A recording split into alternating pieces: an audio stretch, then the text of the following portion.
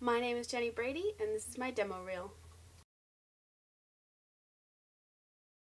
I don't think they're going to be able to put a Band-Aid on this. This is all that's left of David Spears' house.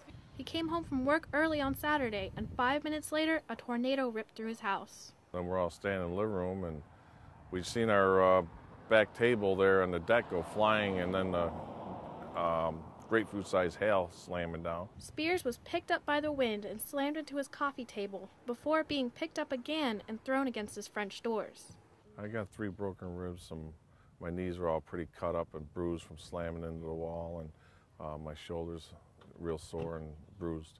His wife and daughter are fine, although his house was knocked completely off its foundation and is now unsafe to walk into.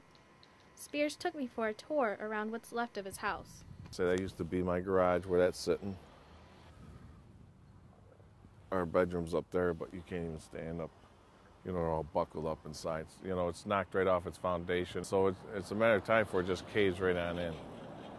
Spears has been waiting 3 days so far for the insurance adjusters to assess the damages. It's a confusing part when it happens because, you know, expect to be taken care of right away, and it doesn't happen that way yet. It looked like Spears' house may not be salvageable, but he is moving on with his family.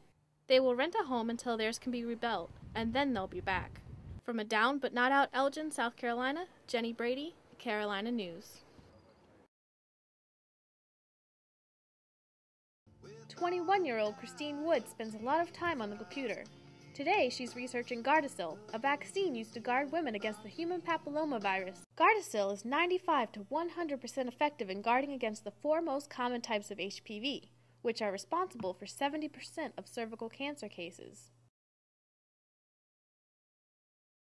The line to see Dr. Ruth was out the door at the USC Student Union building last night. It's an old lady talking about sex. Who wouldn't want to see that? About 650 people came to hear her talk about her book, Sex for Dummies, and answer any questions students had during the show. We weren't allowed to tape during her show, but did get an interview after she signed copies of her book and took pictures with fans. She seemed to enjoy her visit to USC. I loved it a lot. Yeah. I love that people came out in the rain. I promised them, you can say that on camera, that anybody who came out in the rain, and if they are sexually active, I don't want them to be sexually active if they are not. I want them to decide when to be sexually active, but they are going to have great, good sex. There was one message Dr. Ruth wanted people to take home from her show. I hope that it was very clear that I believe in relationships, that I don't believe just people picking up somebody and having sex, and that I do believe that the more people are sexually literate, the better their sex life is going to be. After all the laughs, it was clear that she was a big hit. It was great. It's hilarious. I saw this little old lady walk on that stage. I was like, this small thing, my grandma. She's so cute. I thought it was the cutest thing. Dr. Ruth delivered, and students left the show satisfied. Thank you. Jenny Brady, Carolina News. Just be ready for these folks. They are quite confident in using the way, which I think is great. It really does add such a great aspect of laughter to our programs here. Yeah, it's not as hard. You don't have to pick those heavy balls up, but you still get your exercise.